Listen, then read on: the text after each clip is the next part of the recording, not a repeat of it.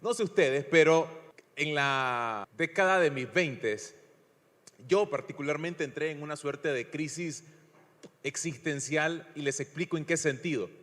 Cuando leía las historias de algunos personajes como Blaise Pascal, entre otras cosas, inventó la calculadora mecánica cuando tenía 19 años. Pero además, personajes como Mozart, a los 5 años había compuesto ya sus primeras piezas musicales. Y si ustedes van a la historia, a la filosofía, van a encontrar personajes que desde los 15, 20, 25 años parecía que ya habían hecho su aporte a la sociedad e iban a ser recordados por toda la posteridad. Ahora, yo me miraba a los 23, 24 años y estaba lejos de entregar algún tipo de aporte. Estaba lejos de creer que mi vida estaba cobrando cierto sentido de relevancia. Y entonces me hacía la pregunta, a ver, ¿qué tengo para demostrar que mi existencia no había sido una pérdida de tiempo? ¿Qué he hecho a mis 23, 25 años?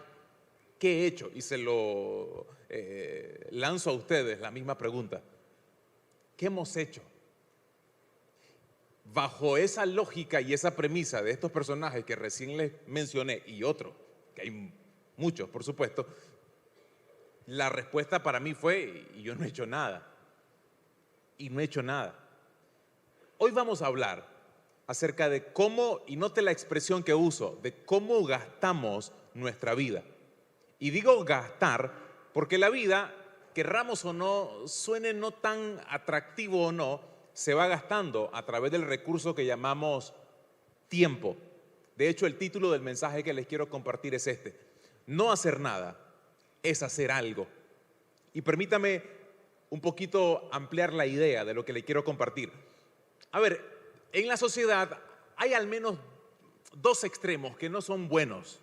Y aquí está el primer extremo que es importante de entrada tratar de aclararlo. Las personas no están desperdiciando el tiempo o su vida solo porque no están logrando grandes cosas. Ese es un error muy frecuente, especialmente cuando uno está comenzando a desarrollarse a nivel profesional o a nivel ministerial en el ámbito en el que usted se desarrolle. Hay un momento donde uno siente que la vida no está siendo relevante porque no estoy haciendo grandes cosas. Y tristemente no es la forma correcta de poder valorarnos. Porque ¿qué es hacer grandes cosas? ¿Grandes cosas para quién o para quiénes? ¿Grandes cosas en dependencia de qué? Ese es el primer error, valorar la vida de esa manera. Creer que mi vida ha sido un desperdicio porque no he hecho grandes cosas. Pero el segundo error va por el otro extremo. Personas que no están aprovechando bien el tiempo solo porque manejan una agenda cargada de actividades.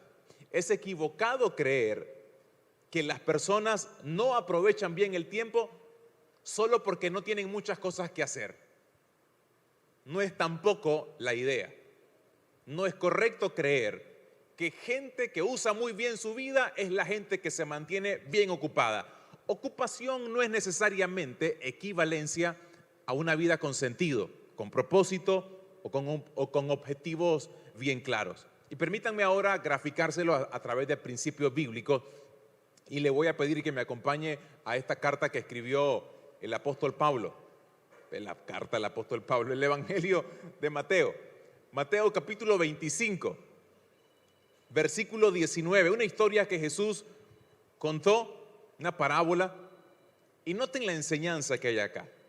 Después de mucho tiempo volvió el señor de aquellos siervos y arregló cuentas con ellos. Se está refiriendo, me adelanto rápido a la historia porque probablemente la mayoría ya conocerá el contexto, pero se los cuento rápido porque no puedo dar por sentado que todos tienen los detalles de este episodio. Pero básicamente lo que Jesús cuenta es una historia en la que un señor con bastantes recursos entrega 5 talentos a uno, 2 talentos a otro y 1 talento al otro, con el propósito de que administren de manera correcta lo que se les ha entregado. Pasó el tiempo y aquí es cuando comenzamos a leer. Después de mucho tiempo, volvió el señor de aquellos siervos y arregló cuentas con ellos. El que había recibido las 5,000 monedas llegó con las otras 5,000. Señor, dijo, usted me encargó 5,000 monedas. Mire, he ganado otras 5,000. Su señor le respondió, hiciste bien, siervo bueno y fiel. en lo poco has sido fiel, te pondré a cargo de muchos más. Ven a compartir la felicidad de tu Señor. Verso 22. Llegó también el que recibió 2000 monedas. Señor, informó, usted me encargó 2000 monedas. Mire, he ganado otras 2000. Su señor le respondió, hiciste bien, siervo bueno y fiel. Has sido fiel en lo poco, te pondré a cargo de mucho más. Y luego añade, ven a compartir la felicidad de tu Señor. Verso 24. Después llegó el que había recibido solo 1000 monedas. Señor, replicó, yo sabía que usted es un hombre duro, que cosecha donde no ha sembrado y recoge donde no ha esparcido. Así que tuve miedo y fui y escondí su dinero en la tierra. Mire, aquí tiene lo que es suyo. Pero su señor le contestó, siervo malo y perezoso. Ahora, siempre me parece interesante la forma en que lo señala. Malo y perezoso. ¿Por qué? Si no lo desperdició. O sea, no es que desperdició lo que se le entregó, las 1000 monedas, como se traduce en esta versión al menos, en otra se traduce como un talento. No es que lo desperdicia, se la regresa intacta. Le regresa justamente lo mismo que había recibido. Pero la descripción del Señor de esta historia es siervo malo y me perdí y perezoso. Bueno, ustedes lo leen por ahí. Versículo 24. Explicó, yo sabía que usted es un hombre duro, que cosecha donde no ha sembrado y recoge donde no ha esparcido. Verso 26. Así que sabías que cosecho donde no he sembrado y recojo donde no he esparcido. Pues debías haber depositado mi dinero en el banco, para que a mi regreso lo hubiera recibido con intereses. Quítenle las 1000 monedas y dénsenlas al que tiene las 10,000, porque todo el que tiene se le dará más y tendrá en abundancia. Al que no tiene se le quitará hasta lo que tiene. Y a ese siervo inútil, échenlo afuera a la oscuridad, donde habrá llanto y rechinar de dientes. No me voy a meter tanto necesariamente en los detalles de esta historia, pero sí quiero rescatar algunos principios que me parecen importantes y a partir de ahí es que quiero construir el mensaje. Quiero al menos que rescatemos 3 cositas importantes. Número 1, todos recibimos algo. En la vida todos recibimos algo, unos más y otros menos. Y esto es importante porque esto me debería de enseñar de que yo no tengo necesariamente que tener lo mismo que otros. Esto debería de ayudarme a entender que mi vida no se mide por lo capaz que soy de conseguir lo mismo que otros consiguen, porque no nos podemos medir, puesto que se nos ha entregado cosas distintas. Pero también este mismo principio me debería de enseñar que aquel que ha recibido más recursos, más talento, lo que ustedes quieran ya decirle más, tampoco se puede creer superior a otros, porque lo que recibió no fue por su propio esfuerzo, porque fue el mismo creador quien se lo dio. ¿Entienden la idea hasta ahí? Ni el que tiene menos se puede sentir menos, ni el que tiene más se puede sentir más, porque al final de todo, quien decidió todo fue nuestro Salvador, fue nuestro Dios. Aquí está la segunda idea importante. No hacer nada, como sucedió con el hombre de las 1000 monedas, es hacer algo. No hacer nada, dice esta frase, es hacer algo que no tiene ningún valor. Y aquí está el tema con la vida. La vida no se mide necesariamente por las cosas malas que no he hecho, por la forma equivocada en que me he movido.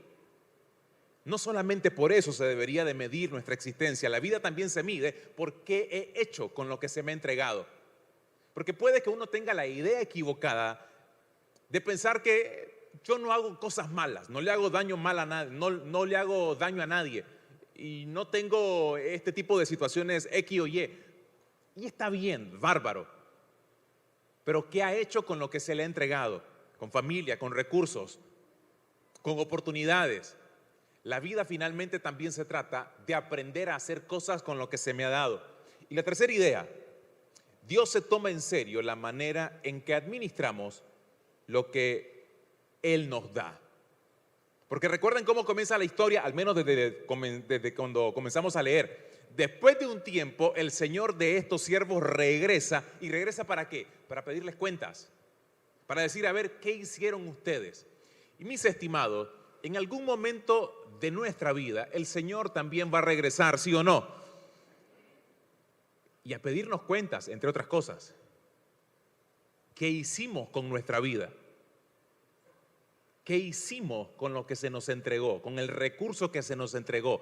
¿Qué hicimos con la familia que se nos dio? ¿Qué hicimos con los hijos que tenemos? ¿Qué hicimos con el llamado que se nos dio? ¿Qué hicimos con el ministerio que se nos confió? ¿Qué hicimos? Al final es qué hicimos, no es cuánto recibiste la pregunta. La pregunta es qué hiciste con lo que se te ha entregado en la vida. Hace ya varios años leí un artículo acerca de cómo se gasta la vida.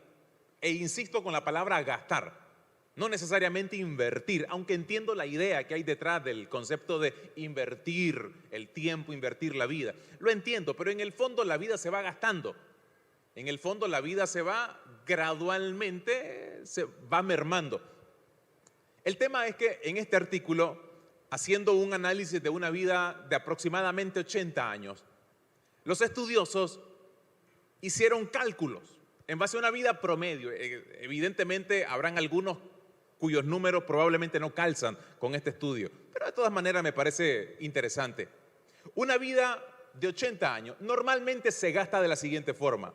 Número 1, 21 años durmiendo.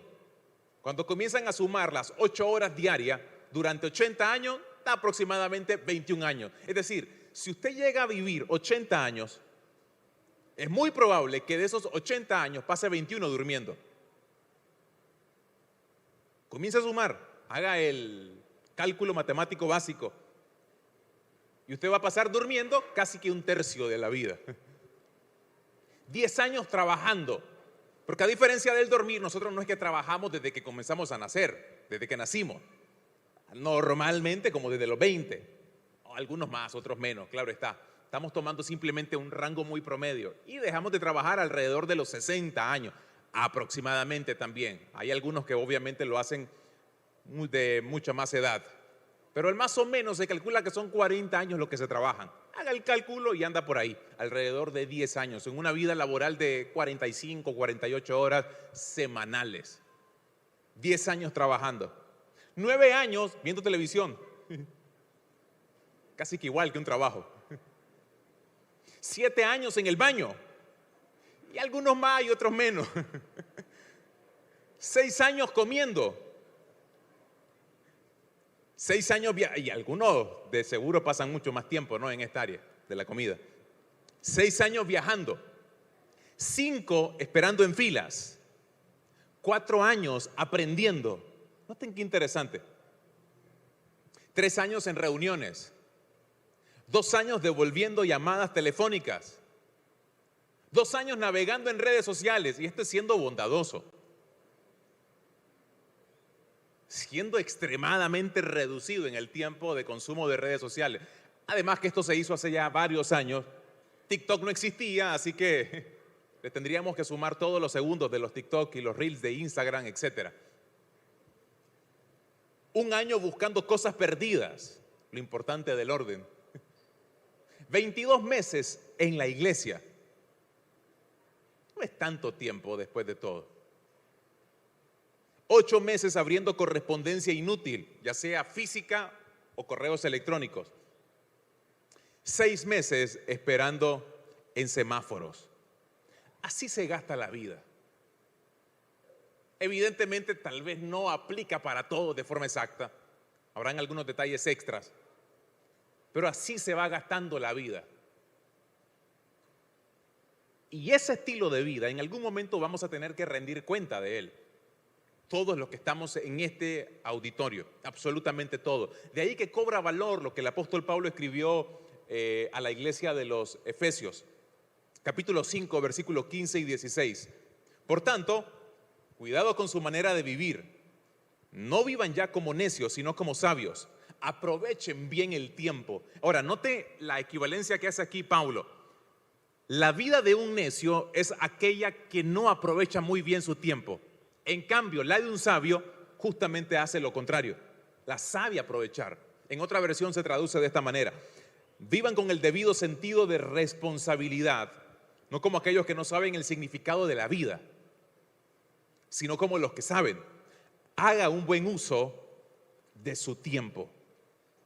Aquellos que saben usar el tiempo, aquellos que saben administrar su vida, es porque en un sentido reconocen el significado de la vida. saben de que la vida después de todo es breve, es corta, es efímera. Aparece por un tiempo y luego se desvanece, dice la misma Escritura. Es muy rápida. Algunos pueden voltear a su pasado y se darán cuenta que hasta hace poco tenían 20, 15 años. Hoy ya tienen 20 años de casados, 3, 4 hijos, deudas que a lo mejor ni siquiera se imaginaban que iban a tener a los 15. Situaciones que tienen que enfrentar hoy que a lo mejor ni siquiera se las imaginaban cuando eran niños o niñas. La vida pasa rápido y no siempre la hemos administrado de la manera correcta. En este mismo ejercicio del uso del tiempo, mire también algo que me pareció curioso. El cuadro es mucho más grande, pero solamente se lo reduzco a estos dos. La importancia de no malgastar la vida, evidentemente a través del tiempo.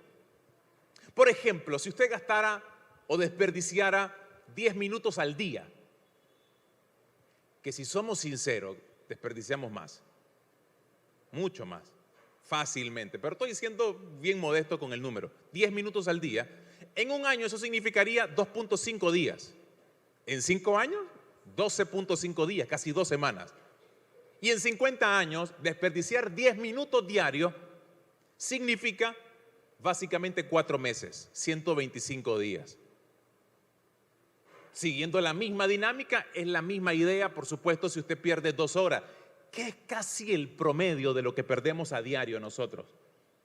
Entre chat innecesario, entre revisiones a nuestras redes sociales, entre pláticas que son irrelevantes, entre asuntos que son intrascendentes en nuestro día a día, no necesariamente los perdemos de un solo las 2 horas, vamos de a poquito. Algunos minutos por la mañana, otros minutos antes del mediodía, y luego sí seguimos, llegamos a la casa y seguimos desperdiciando el tiempo. Se nos hacen 2 horas, a lo mejor.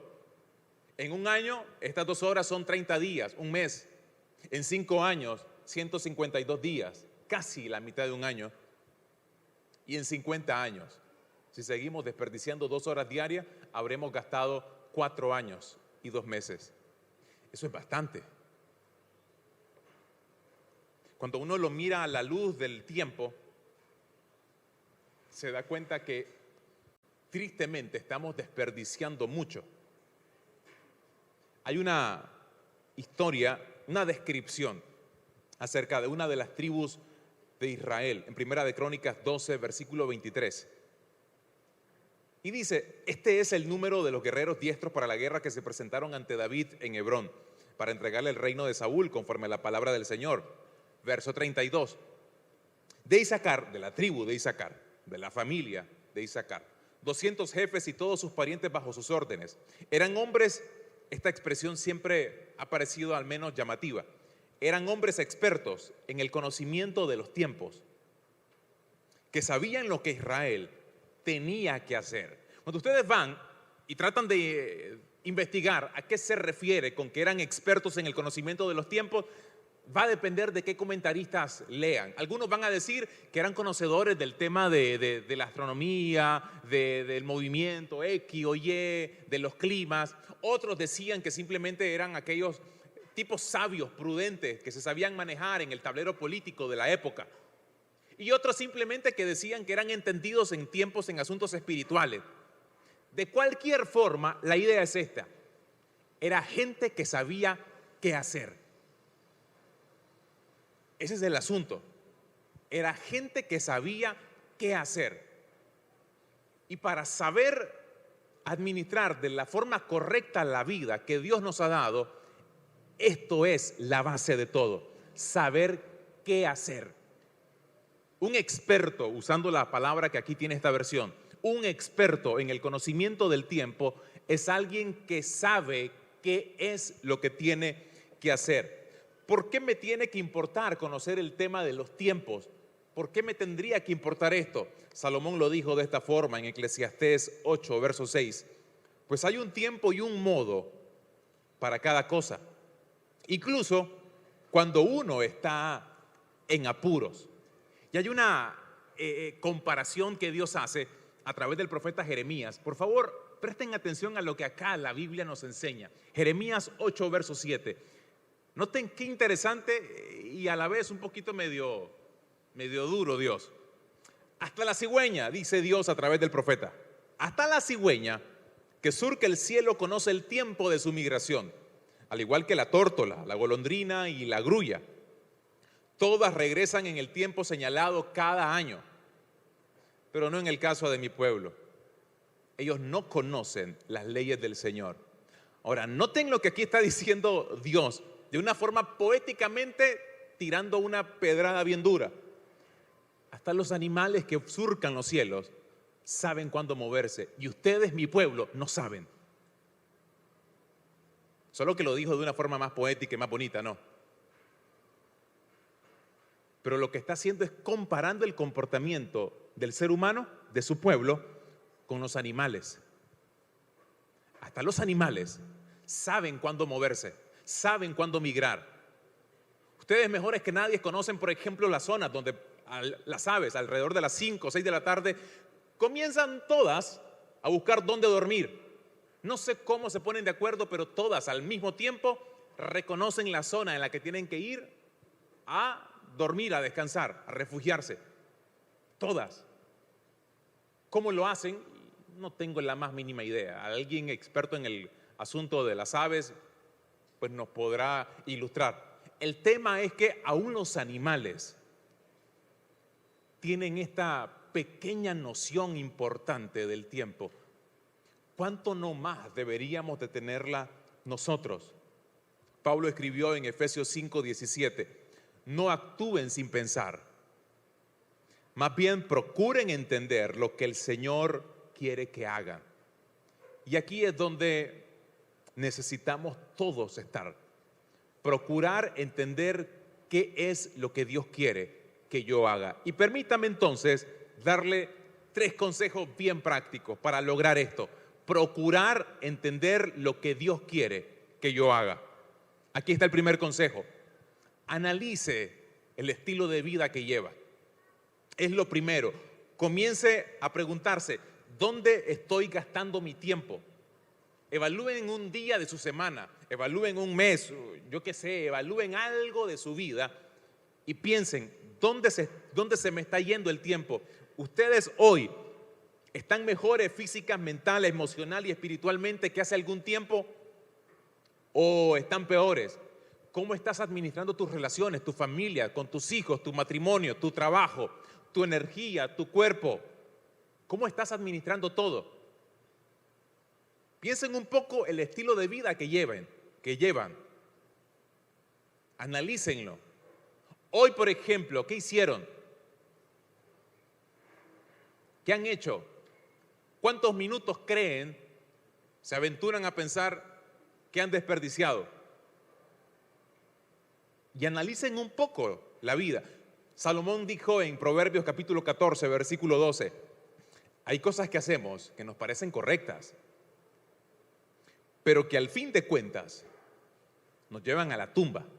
Porque el tema es que muchas veces se nos va a dificultar entender este principio si no reconocemos que muchas de las cosas que tenemos, muchos de los hábitos que desarrollamos son equivocados y no son tan buenos.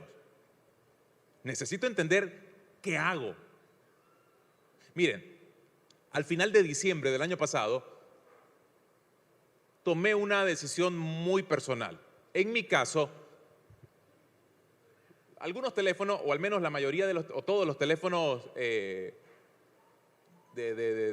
la manzanita Apple, todos te traen la aplicación bendita para darte cuenta de cuánto estás consumiendo en distintas cosas, en redes sociales, en entretenimiento, etc. Me puse a ver cuánto estaba consumiendo, ocio, y de repente aparecían minutos, horas,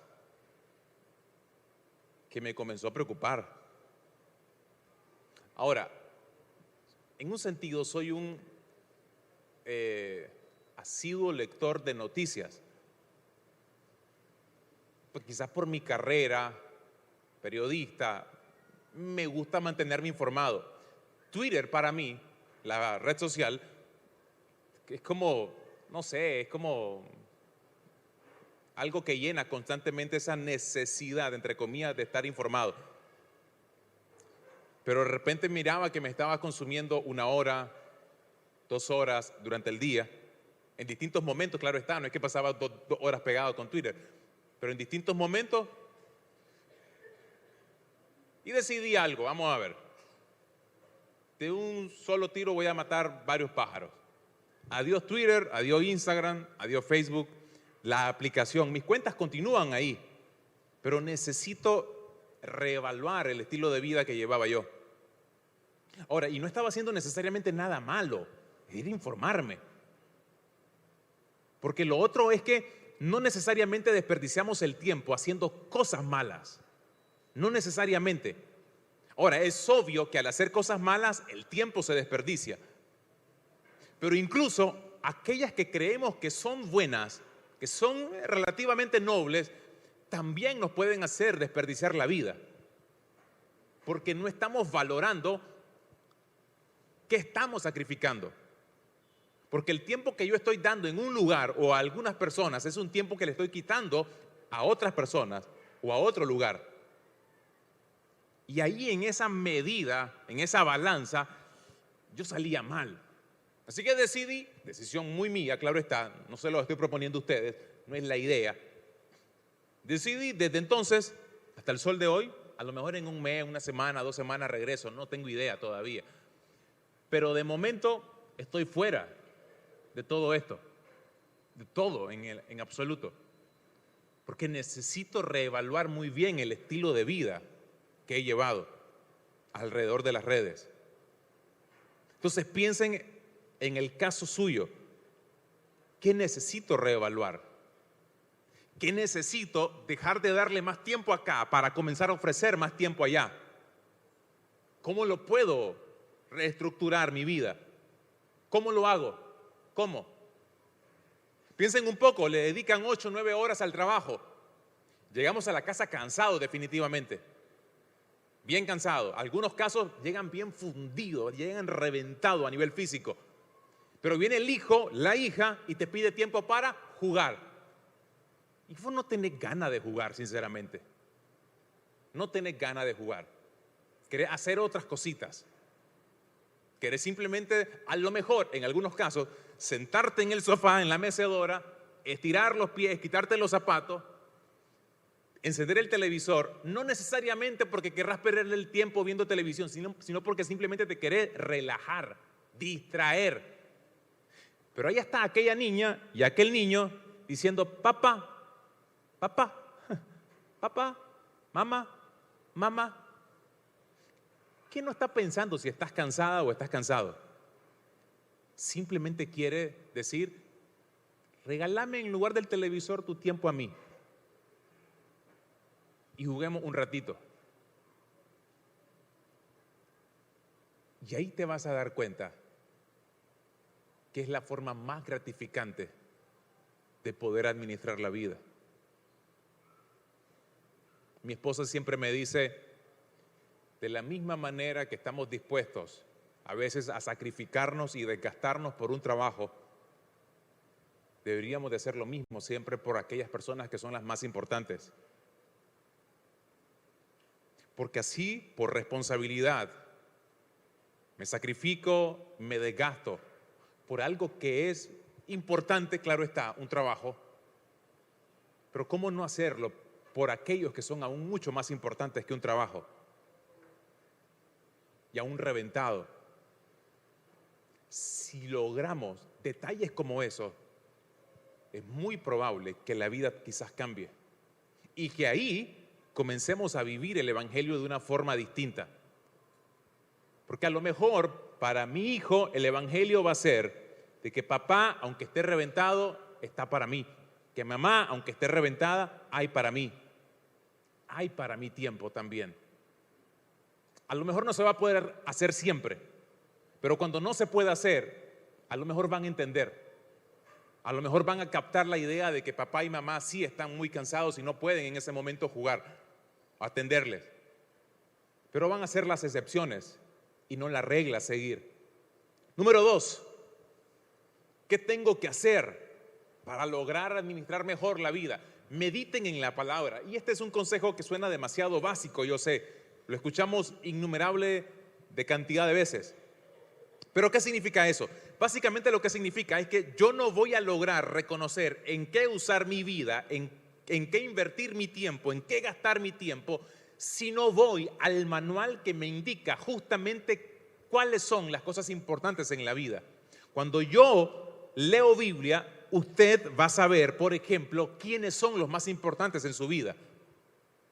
Si usted lee la Biblia, se va a dar cuenta que como hombre, la persona más importante es su esposa, que como padres, las personas más importantes son sus hijos, que como mujer, la persona más importante es su esposo. Pero si usted también lee la Biblia, sabrá cuándo está perdiendo el tiempo. Porque la Biblia dice, hay conversaciones que no deberías de tener. Porque si las tenés, perdés tiempo también. Hay prácticas que no tenés que desarrollarlas, porque estarías desperdiciando tu vida. Salmos 90, versículo 12, nos enseña que enséñanos a entender la brevedad de la vida para que crezcamos en sabiduría. Enséñanos, Señor, a entender que la vida se va rápidamente. Y si yo entiendo eso, crezco en sabiduría. Me vuelvo a alguien que logra hacer las cosas que son correctas. Si usted medita en la Biblia, sabrá si debe posponer algo o hacerlo de inmediato, porque la Biblia me enseña a priorizar cosas, a priorizar personas. ¿Qué cosas son las importantes?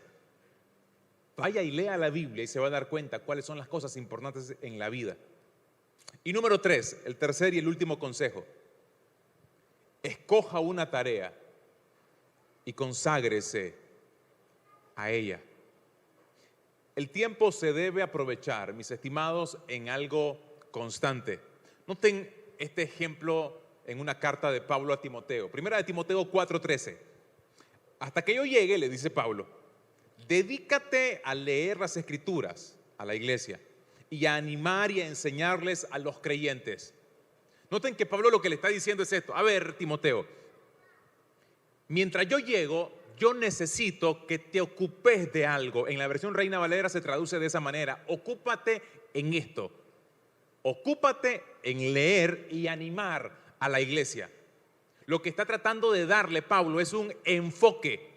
Cuando yo estoy enfocado en algo importante, sabré que ahí tengo que administrar toda mi vida, que tengo que desgastarme absolutamente todo. Y Pablo sigue añadiendo en el versículo 14 y 15, no descuides los dones que tienes y que Dios te concedió cuando por inspiración profética los ancianos de la iglesia te impusieron la mano. ¿Saben qué es lo que impide que yo me enfoque en algo? El descuido. Básicamente es eso, el descuido. No descuides el don. Y para que no te descuides en tu don, tenés que enfocarte en lo que debes. En tu caso, lee las Escrituras y anima a la iglesia. Era básicamente la idea que había en Pablo con Timoteo. Y añade, pon tu cuidado y tu atención en estas cosas, para que todos puedan ver cómo adelantas. Esa es una palabra que también se puede traducir como progresas. Porque cuando usas muy bien tu vida, progresas también. En los versículos anteriores, capítulos 4 siempre, versículos 7 en adelante, Pablo dijo, no pierdas el tiempo discutiendo sobre ideas mundanas y cuentos de viejas. En lugar de eso, entrénate para la sumisión a Dios. El entrenamiento físico es bueno, pero entrenarse en la sumisión a Dios es mucho mejor, porque promete beneficios en esta vida y en la que viene. Mis estimados, voy cerrando con esta idea. A ver, lo que les propongo no es que ustedes ahora se bajen una aplicación y tengan una agenda llena de actividades. No les estoy proponiendo, que no estaría mal, ¿verdad? Digo, si hay algunos aquí que les gusta manejar su vida a través de una agenda física o a través de aplicaciones, bárbaro. Pero hay mucha gente planificada, pero está llena a la misma vez de actividades que no tienen que ver con su propósito. Yo puedo desperdiciar mi vida haciendo mucho también, pero haciendo cosas equivocadas. La vida no se aprovecha estando siempre ocupado. Aún el descanso es una forma de aprovechar la vida. Aún dormir es una forma de aprovechar la vida. ¿Saben por qué? Entre otras cosas, mi fe se afirma, mi confianza crece. ¿Mi confianza en qué o en quién? En el Señor. Porque me doy cuenta que por mucho que yo haga, yo no descanso en lo que yo soy capaz de hacer. Descanso en lo que Dios ya hizo. Y noten que digo ya hizo, no en lo que hará, sino en lo que ya hizo e hizo en la cruz. Esa es nuestra confianza en realidad. Lo que celebramos un día como hoy, que Cristo resucitó, debería de ser suficiente razón para entender cuáles deberían de ser las cosas importantes en la vida. Por lo tanto, insisto, la propuesta de su servidor no es: llenen su agenda de actividades, sean cada vez más planificados, más organizados, que hay que hacerlo, claro está. Pero muchas veces la gente quiere planificar para tener más dinero, para tener más poder, para tener más recursos, para alcanzar la cima, para ser más exitosos, para que nos conozcan, para que vean lo organizado y planificado que yo soy. Y está bien, no está necesariamente mal ser eso, incluso ser organizado, muy coordinado, pero sería un objetivo egoísta. Querer ser planificado solamente para que me vaya bien. Y qué bárbaro si te va bien. Pero en la Biblia me encantó lo que leí recién en un libro. Decía esta escritora: utilizar bien el tiempo no es garantía de que tendremos una vida larga y llena de logros. Bien el tiempo en el sentido bíblico, claro está. Administrar nuestra energía de forma eficiente no nos asegura que jamás nos enfermaremos. Porque ustedes y yo conocemos gente que se cuidó y se cuidó muy bien y también se enfermó muy bien. Ahora, ¿eso significa que no tengo que cuidarme? No, hay que cuidarse, claro está. Pero sabiendo que después de todo, la vida sigue siendo impredecible muchas veces. La Biblia está llena de hombres y mujeres que honraron a Dios, decía la escritora. Algunos fueron ricos y otros fueron pobres. Algunos fueron ampliamente reconocidos y otros fueron ampliamente despreciados. Algunos vieron a sus nietos y bisnietos crecer, mientras otros murieron en plena juventud. Todos aprovecharon bien el tiempo, pero todos tuvieron vidas tan distintas. Tanto el que murió joven en las Escrituras, como el que murió ya peinando canas, vivieron una vida muy bien vivida, muy bien aprovechada. ¿Por qué? ¿Porque les fue bien siempre? No, en algunos casos murieron, sufrieron. Pero sobre todas las cosas, y este es el denominador en común en todos estos hombres, amaban a Dios y amaban a los otros. Y básicamente lo que lograron es cumplir con el propósito en esta tierra. Mis estimados, pueden mantenerse muy ocupados en sus empresas, en sus propósitos, en sus metas, pero si descuidan el por qué Dios los puso ahí, están desperdiciando la vida. Están desperdiciando la vida. Dios no te puso en esa empresa únicamente para tener un buen salario, para tener el estilo de vida que siempre había soñado. Qué bien si eso viene como parte del combo. Pero la vida no se trata de prosperidad. Ese es el evangelio que vendieron por ahí desde hace algún tiempo, donde nos hacen creer que hay que hacer algunas cosas para que Dios haga otra, y entonces la vida tiene sentido solamente si yo logro tener algunos beneficios de mi relación con Dios. No funciona así la vida en el evangelio. En el evangelio va a exceder mucho más allá de eso. En el evangelio se trata, hey, ¿qué estoy haciendo para la gloria de Dios? No qué estoy haciendo para mí, sino qué estoy haciendo para la gloria de Dios. Y eso aplica también para nosotros, los que nos dedicamos a tiempo completo al ministerio. ¿Por qué hago esto? Porque me gusta hablar, me gusta predicar, y si no me quitan el micrófono no paro de hablar ahorita. Sino porque el pastor anda por ahí de seguro y me va a quitar el micrófono porque ya estoy a tiempo. Ya me dice que sí. Pero ¿por qué lo hago? Si lo hago únicamente por un tema de que me gusta hablar y me gusta predicar, estoy mal también. No porque sea malo que ame esto, sino que solo sea ese el motor de mi vida o del ministerio. Gente que ame predicar hay por montones, pero gente que ama a los que les predica, de esos hay pocos. Y eso es lo difícil en la vida, enfocarte muy bien en lo que Dios te ha dado. Porque Dios, cuando me pida cuentas a mí, no va a decir: a ver, quiero saber si aprendiste a usar muy bien un bosquejo, si aprendiste a usar muy bien las herramientas para estudiar la Biblia. Esa no va a ser la rendición de cuentas. La rendición de cuentas va a ser: ¿amaste a la gente a la que le hablaste? ¿Sí o no? Lo otro se tiene que dar por sentado, que tengo que hacer las cosas con excelencia. Pero lo importante es: ¿amaste a la gente? Y algunos dirán: Señor me bendijo, me casé y tuve hijos, y bárbaro. La pregunta ahora es: no si fuiste feliz con tu familia, ¿hiciste feliz a tu esposa, a tu esposo, a tus hijos? Esa es la pregunta, porque ahí entonces se responderá a aquella interrogante de si aproveché o no el tiempo, sí o no la vida. El Señor me bendijo mucho, tuve mucha plata, mucho dinero, muchos recursos, oportunidad. Me llevó a lugares que jamás pensé, delante de personas que jamás imaginé. Bárbaro, pero ¿qué vida les modelaste? ¿En algún momento tuviste la oportunidad de hablarles de Cristo y te callaste simplemente para mantener cierto nivel de reputación, de imagen? ¿O hiciste algo más? ¿Qué estoy haciendo para la gloria de Dios? Es otra vez la pregunta. Noten lo que responde Cristo, y aquí se acabó de verdad. El Evangelio de Juan. El Evangelio de Juan en el capítulo 5, verso 19 nos enseña esto. Ciertamente, son las palabras de Cristo: les aseguro que el Hijo no puede hacer nada por su propia cuenta,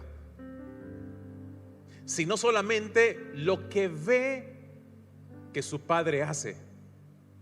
Porque cualquier cosa que hace el Padre, la hace también el Hijo. Esa debería de ser nuestra regla de medir, de cómo estoy usando mi vida. Lo que veo hacer a Él es lo que hago yo, en el contexto en el que me puso. Porque alguien dirá: pastor, bárbaro, pero yo soy ama de casa. Te puso en un contexto, en una cuadra, con unos vecinos. Y ahí también puede ser usada o usado para la gloria de Dios. Porque que tu vida sea valiosa no depende del estándar de valor que nos pone la sociedad, sino de que si lo que yo hago, insisto, glorifica a Dios. Ese es el asunto. ¿Glorifica o no a Dios? Puede ser desde un trabajo, desde ama de casa, desde un emprendimiento, desde la universidad, desde un colegio, desde un ministerio, desde el lugar que sea. Porque la vida no se trata de lo que yo soy capaz de lograr, sino de la gloria que estoy dispuesto a entregar siempre a nuestro Padre Celestial. Amén.